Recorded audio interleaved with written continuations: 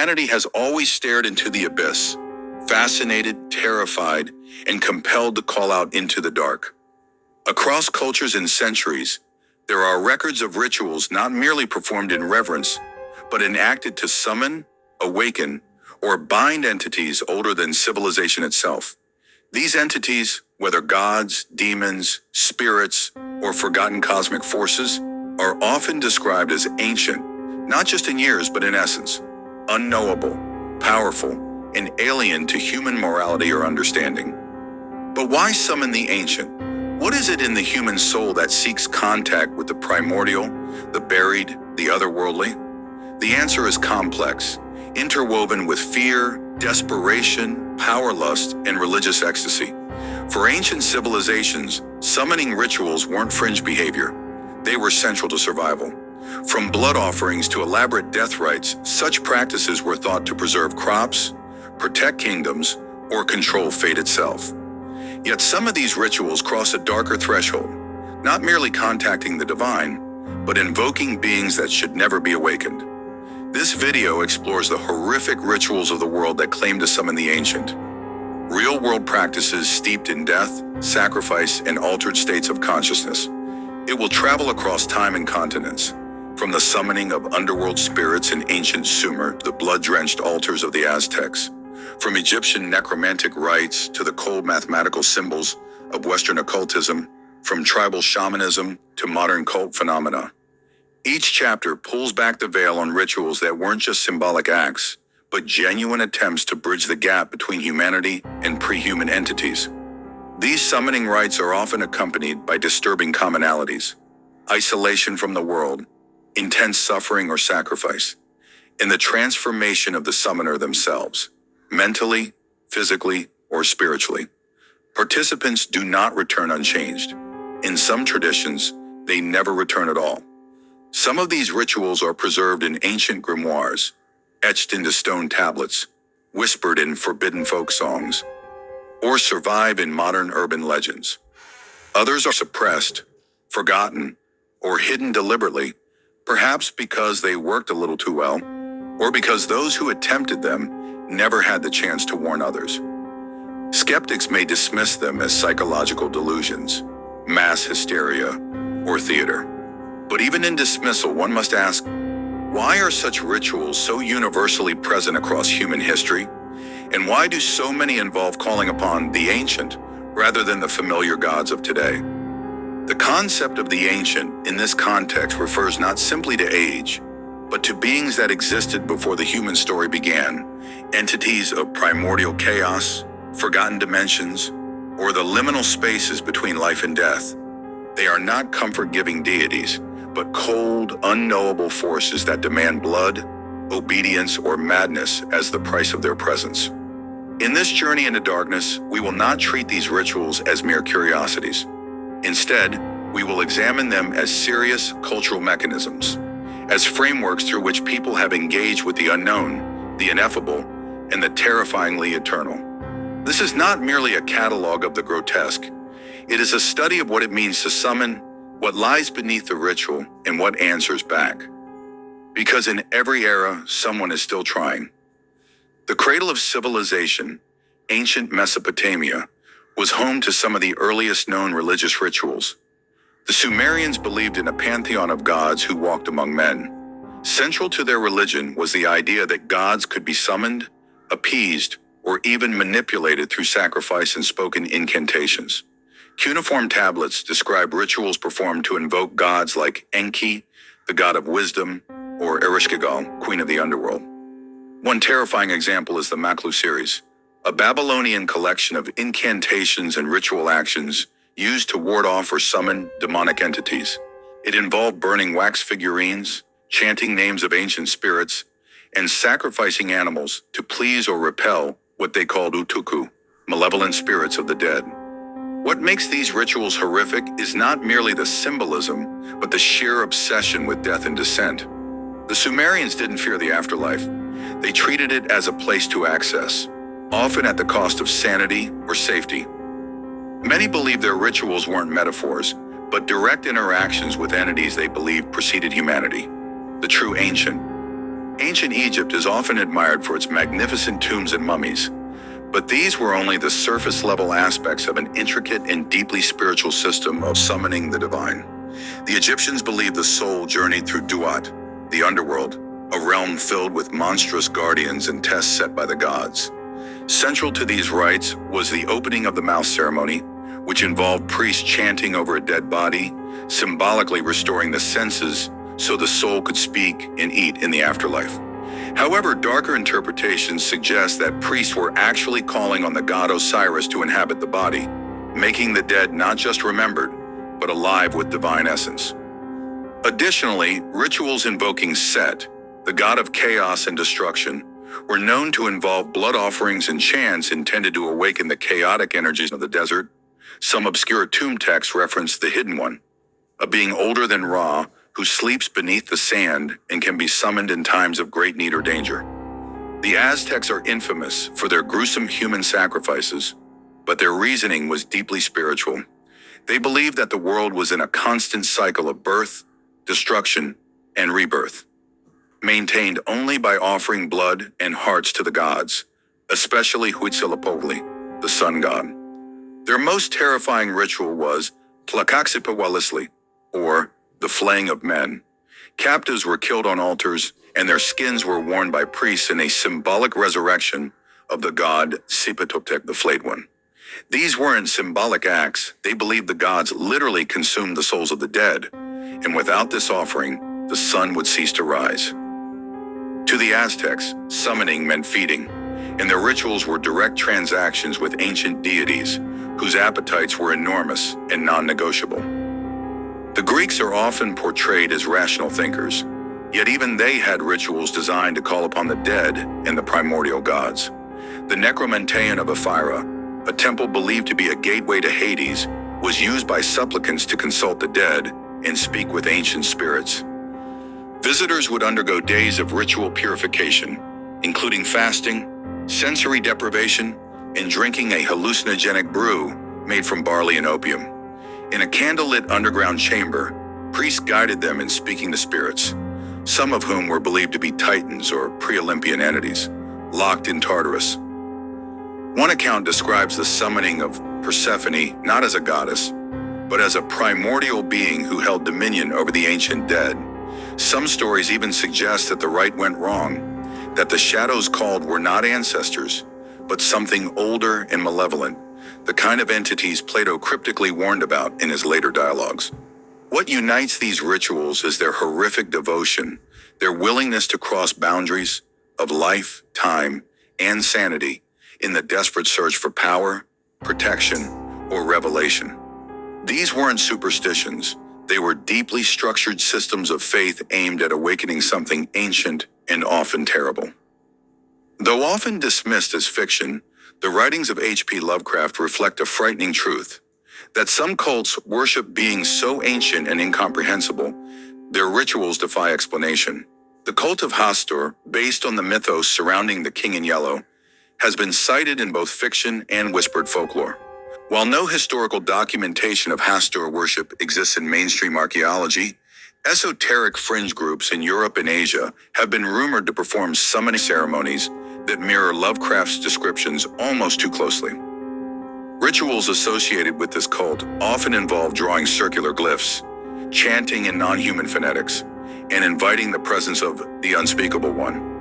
In several apocryphal texts, including the elusive Codex Celarius, the purpose of these rites is not enlightenment, but infection of the soul. Summoning Hastur is described not as evocation, but as a slow mental descent, wherein the summoner ceases to be human. Whether Hastur exists or not, what's undeniable is that certain sects perform real, documented rites inspired by forgotten, fictive, or forbidden beings, showing how belief in the ancient often reanimates even invented horrors. In India, the Aghori Sadhus represent a sect of Shaivism that actively seeks divine power through acts of transgression. Their rituals take place in cremation grounds, involve human skulls, and sometimes require the consumption of human flesh. But these acts are not madness, they are sacred. The Aghoras believe in breaking all taboos to achieve moksha, or spiritual liberation. By performing horrific rituals, like meditating atop corpses or engaging in symbolic cannibalism, they attempt to summon the god Shiva in his form as the destroyer, transcending illusion and fear. Some rituals, particularly those involving the charnel ground tantras, are believed to call upon bhutas, restless spirits, vitalas, ghouls, and even pravedic beings, forgotten aspects of divinity now sealed by time. Participants claim visions of shadowed entities older than the gods themselves, often describing them in serpentine or multi-eyed forms. To the uninitiated, these rites seem insane, but to the agori, they are an invitation to the divine through horror, a deliberate summons of the ancient hidden in death. In Norse mythology, satyr was a form of magic practiced by shamans, often women, who could communicate with the dead, shape fate, and summon ancient beings from the unseen world. The vulvas, seers, who practiced satyr, were feared and revered, often conducting rituals in liminal spaces, caves, seashores, or burial mounds. The practice involved rhythmic chanting, use of hallucinogens, and blood sacrifice. Some sagas speak of summoning not just the spirits of the dead, but primordial giants, Jotnar, and the Norns, fate weavers believed to precede even Odin. In the saga of Eric the Red, a vulva predicts doom by calling up ancient forces beneath the ice, hinting at an awakening power predating the Aesir gods. These rituals were not simply for divination, they were invitations to chaos, used in times of desperation when the gods were silent. Today, some neo-pagan and Norse revivalist groups attempt to reconstruct satyr, but most abandon the darker rites. The ones said to wake something older than gods, asleep beneath the roots of Yggdrasil. Indigenous shamanic traditions across the globe involve contact with ancient spirits, animal gods, and liminal beings, often through trance, drumming, and psychoactive plants.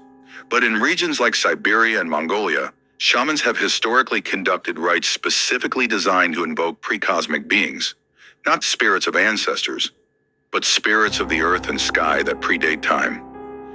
One Siberian legend tells of Ogre, an entity described as a wolf of stone who can be summoned by blood offerings during eclipses. Shamans seeking his knowledge must endure a 3-day ritual involving starvation, cold exposure, and self-inflicted pain. If successful, they claim to receive visions from before the world began.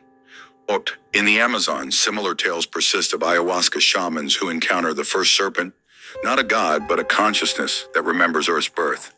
These experiences are terrifying and untranslatable, suggesting that the ancient is not merely old, but utterly alien to human comprehension. Whether these entities are real or psychological constructs doesn't change the truth behind the ritual. Something answers back. The Book of Abramelin, a grimoire dating back to the 15th century and later popularized by occultist Aleister Crowley, is one of the most elaborate and dangerous ritual systems ever documented. Ostensibly a guide for contacting one's holy guardian angel, the ritual is a 6 to 18-month process requiring strict spiritual purification, celibacy, isolation, and daily invocations. But the goal is not merely angelic communion. Midway through the process, the magician must confront and bind the 12 kings and dukes of hell, a veritable army of demonic intelligences that oppose the summoning. These beings listed by name in the text, for example, Eraton, Magoth, Asmodeus, must be summoned into the magician's sacred space and commanded into submission. Failure to do so reportedly results in madness, possession, or death. Though many dismiss the ritual as symbolic, practitioners in secret esoteric circles report unexplainable phenomena during the process. Mirrors that blacken, whispered voices, and dreams that are not dreams. The ritual doesn't just bring forth an angel, it forces the ancient darkness to kneel before the light. And that summoning is very, very real. Created by Dr. John Dee, the court astrologer of Queen Elizabeth I, and his medium Edward Kelly, Enochian magic is perhaps the most intellectually complex form of summoning ever devised. Dee believed he had received a divine language, Enochian, from angelic beings that once walked the earth. The texts include calls or keys, long, complex invocations chanted in the Enochian tongue, each tied to specific cosmic forces. The rituals often involve elaborate diagrams, elemental tablets, and a scrying mirror through which the magician hopes to make contact with the watchers. A group of ancient, fallen angels referenced in the apocryphal Book of Enoch. The watchers were said to have descended to earth and corrupted mankind with forbidden knowledge. Dee believed that using their language could reopen the gates they once used. Some modern magicians claim that invoking these beings causes sudden poltergeist activity, disorientation, and psychological collapse, suggesting that whatever was contacted exceeds human scale and empathy. What makes Enochian magic truly horrifying is its precision. It is not emotional or intuitive. It is mathematical, cold, and mechanistic. Summoning through Enochian means dialing a cosmic phone number and hoping you survive who picks up. Also known as the Lesser Key of Solomon, the Lemegeton is a compilation of 5 grimoires, the most famous of which is the Ars Goetia, a system of summoning 72 demons, each with specific attributes, powers, and sigils. These spirits, such as Bur, Paimon, Astaroth, and Baal, are said to obey the magician who knows the correct rituals. Each summoning requires strict ceremonial conditions: construction of a magic circle and triangle of manifestation, use of specific incense and metals, chanting of divine names, recitation of the spirit's conjuration formula. One chilling aspect is the warning embedded in the text. The spirits may deceive, rebel, or corrupt the summoner if protocols are not meticulously followed. Practitioners report encounters marked by freezing air, apparitions, and psychic aftershocks that linger for weeks. The Goetia does not attempt to summon gods or angels. It summons functionaries of hell, many of whom claim to have existed since the world's formation. They are not worshipped, they are bound, and that dynamic creates terrifying tension. The magician dares to command what the ancients feared. Often misunderstood and demonized by Western media, Vodun, West Africa, and Vodou, Haiti, are deeply spiritual systems involving ancestral veneration, spirit possession, and complex rituals aimed at invoking Loa, powerful intermediary spirits between humans and the creator god. While most Loa are benevolent, some are ancient and volatile, such as Baron Samedi, Papa Legba, and Metcalfu. These entities can be summoned during Vav ceremonies, which involve drawing sacred symbols with cornmeal or ash, animal sacrifice, commonly chickens or goats, rhythmic drumming and dance, ritual possession, where the Loa enters a human host. In the darker side of Vodou, secret societies such as the Bazongo have been accused of using ritual summoning for retribution, allegedly calling on ancestral spirits, forest entities, and even elemental beings that existed before tribal memory. Witnesses have described possession episodes where the host speaks dead languages or exhibits inhuman strength and behavior. Scholars debate whether these are psychological phenomena, but within Vodou cosmology, these are literal visitations from the ancient world, spirits of ancestors, earth, and mystery itself. These are not myths, they are blueprints for contact, and many still use them today, carefully, quietly, and often in secret. Popularized through South Korean and Japanese forums, and later spreading across Western creepypasta communities, the elevator game is a modern ritual with deep psychological and possibly metaphysical implications. Participants believe they can access an alternate dimension, a parallel world described as eerily empty, tinted in red light, with no signs of life and a malevolent presence watching from afar. The ritual requires entering an elevator in a building with at least 10 floors, then pressing a specific sequence of floor buttons, for example, 4, 2, 6, 2, 10, 5. If done correctly, a mysterious woman enters on the 5th floor. Participants are warned not to look at or speak to her, or she may claim them. After reaching the 10th floor, those who exit report sudden disorientation, nausea, and being unable to return through the same elevator. Some claim they encounter shadowy figures, or return days later with no memory of what happened. Though dismissed as internet folklore, its chilling consistency and global spread have led some occult researchers to suggest it mimics shamanic initiation journeys. Not symbolic ones, but actual liminal crossings into alternate, ancient layers of reality. The woman may represent an entity that predates human perception, something summoned by the very act of the ritual. The midnight game is a modern occult ritual believed to originate from pagan traditions meant to punish those who disobey divine law. The instructions are simple but disturbing. Write your full name on a piece of paper. Prick your finger and place a drop of blood on the paper. Place it at your door and light a candle. Knock on the door 22 times at exactly midnight. Enter the darkened house carrying the candle and begin to move. You cannot stop. From this moment on, participants are said to be followed by the Midnight Man, a shadowy, ancient figure summoned through the offering of identity and blood.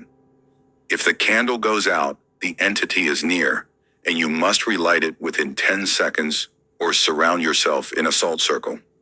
The game ends at 3:33 a.m., the devil's half hour. People report footsteps behind them, faint laughter, and waking up days later with unexplainable injuries or hallucinations. Critics dismiss it as a psychological trick, but those who take part often emerge with shaken nerves, chronic nightmares, and in some cases, obsessive behaviors, as if the ritual left something behind. This game doesn't call on a god or a demon. It calls something older, something that waits for rules to be broken. Randonautica is an app that uses quantum entropy to provide users with a set of random coordinates, encouraging exploration and breaking reality. The trend became viral when users claimed to encounter disturbing and often inexplicable phenomena at their destinations. Abandoned shoes, blood-stained objects, mutilated animals, or ominous notes. Some believe the app is a digital evolution of ancient summoning. The chaos input, intention, aligns with external randomness to open a synchronicity field, a modern ritual of quantum invocation. Especially chilling are reports from users who went seeking death or evil and stumbled upon graves, cult symbols, or even bodies, as in the infamous Seattle suitcase incident in 2020. Is this simply chance? Or have we accidentally created a new form of ritual, one powered not by candles and chants but by algorithms and fractured intent? Even skeptics admit the app often delivers emotionally charged results. And in ritual theory, intention is key. If the ancient is listening, Randonautica may be our generation's digital Ouija board, one that doesn't need ghosts, only coordinates. The internet has birthed hundreds of user-created summoning games. One Man Hide and Seek, The Hooded Man Ritual, Red Door, Yellow Door, The Bath Game, Daruma-san, each involving specific times, actions, and invocations that eerily resemble classic occult rites. In One Man Hide and Seek, for example, a participant fills a doll with rice and a piece of their own hair or nail, then invites a spirit to possess it, hides, and begins a deadly game of tag. Many players report the doll moving, breaking glass, or unexplainable noises. Even more disturbingly, some rituals instruct players to burn, bury, or drown the object at the end, clearly borrowing from ancient exorcism techniques. These games were born as urban legend fiction, but their popularity, precise ritual steps, and reported outcomes suggest that something deeper is happening. Culturally, these internet rituals mirror ancient ones. There's intention, sacrifice, symbolic or real, and often a price for success. Whether fictional or not, they simulate summoning structures that have existed for millennia, proving once again that the human mind instinctively knows how to open the door. They all share one horrifying truth. They are invitations, whether to gods, spirits, or ancient beings without names. They follow patterns too consistent to ignore. And with every repetition, belief fuels function, turning fiction into reality. The ancient doesn't care about culture or time. It only waits to be called. Across the world, across centuries, and across every known civilization, human beings have attempted to summon what they do not understand. From the deserts of Egypt to the frozen fjords of Scandinavia, from tribal forests to modern apartment buildings, we have reached out, not merely to gods or ancestors, but to something older, something before names, before time, before light. We have summoned the ancient. But what is the ancient? It is more than age. The ancient is a conceptual force, a term for what came before memory, before morality, before we developed the filters to protect ourselves from reality. These forces, whether gods, spirits, entities, or energies are amoral, not immoral. They exist beyond good and evil. Their presence distorts not just space or temperature, but understanding itself. In every ritual we've examined, this theme repeats. The moment contact is made, the human mind is bent, or broken, or remade. In this video, we've traveled through horrifying sacred grounds and obscure tomes, through trance dances and underground forums. We've observed the systematic structure of ancient ceremonial rituals, like the Book of Abramelin and the Ars Goetia, where summoning is a form of legal command, a courtroom for cosmic law. The raw primal offerings of indigenous and death-worshipping cults, like the Agoris or the Siberian shamans, who bypass logic and instead make offerings of flesh, madness, and blood. The new digital horrors, randonautica, creepypasta rites, urban folklore, that prove the urge to summon the ancient is not dying, it's evolving. These practices may seem disjointed, cultural oddities, magical thinking, or mere superstition. But when examined side by side, a pattern emerges that is too terrifying to ignore. The structure is always there: the offering, the chant, the transformation. It is as if some external intelligence has seeded these patterns into every corner of the human mind. So the question arises, are we really the ones doing the summoning, or are we simply responding to a call that was already made? Many occult traditions insist that contacting the ancient requires sacrifice, not always of blood, but of identity. The magician, the shaman, the seeker must strip away illusion, comfort, and societal norms. They must shed humanity, even for a moment. In the process, they often never return as who they were. This is the essence of summoning: to step out of the human world and speak into the silence beyond it. Those who believe in the ancient argue that it is not inert or slumbering, but actively listening, waiting for one more voice, one more ritual, one more crack in the veil. They describe ancient beings as residing in thresholds, not here, not gone, but near, just outside our perception. Shadows seen in peripheral vision, the whisper in the silence between words, the cold spot in a warm room. These are not figments of imagination. They are symptoms of proximity. And when we attempt to reach them through language, symbols, blood, technology, they respond. Not always in ways we expect, rarely in ways we desire, but they respond. That is the core horror. Even skeptics, those who deny the supernatural entirely, must contend with the psychological truth of these rituals. The fact that summoning rites persist across all human cultures implies something deep in our collective unconscious, craves contact with what we cannot explain. Call it the archetype of the watcher, the elder god, the gatekeeper. Even Jungian psychology cannot scrub it away. We are hardwired to search for doors we shouldn't open. And in our search, we have found them. We found them in the whispered incantations of the vulva, who sang to the dead beneath glaciers, the vive symbols of Vodou priests who danced with the crossroads spirits, the code-like sigils of ceremonial magicians who risk madness to bind demons, the midnight challenges of teenagers inviting horrors into their homes via TikTok, and perhaps even in the creation of this very video, a document that names them, remembers them, and gives them form. Because writing about the ancient is itself a kind of invocation. To remember is to resurrect. The rituals may be masked as culture, science, or game, but the outcome is the same. We attempt to speak across the void, and something, somewhere, answers back. The final terror is not that these rituals work. The final terror is that they always have. If the ancient is real, whether as metaphor, spirit, entity, or echo, then it does not sleep, it does not age, and it does not forget. And in every culture, some brave or foolish soul will always try to call it forth again, with a circle, with a name, with a knife, with a whisper. And in that moment, humanity will once again be face to face with what came before, not to worship, not to beg, but to summon.